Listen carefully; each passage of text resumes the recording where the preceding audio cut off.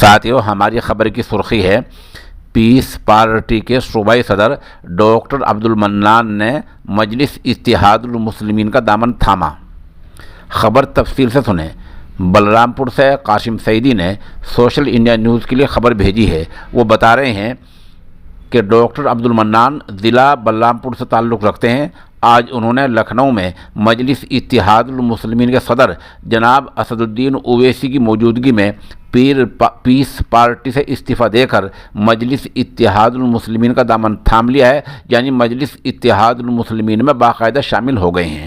قاسم سعیدی بتا رہے ہیں کہ پیس پارٹی اور اس کے ذمہ داران کی طرف سے جس طریقے سے اکابرین دیوبند اور اکابرین جمعیت علماء ہند و دیگر علماء کی شان میں توہین آمیز بیانات آئے دن دیے جا رہے تھے، اس سے ڈاکٹر عبدالمنان کافی دنوں سے ناراض چل رہے تھے، خفا چل رہے تھے۔ اس لیے آج انہوں نے پیس پارٹی سے استعفیٰ دے دیا ہے اور مجلس اتحاد المسلمین میں شامل ہو گئے ہیں۔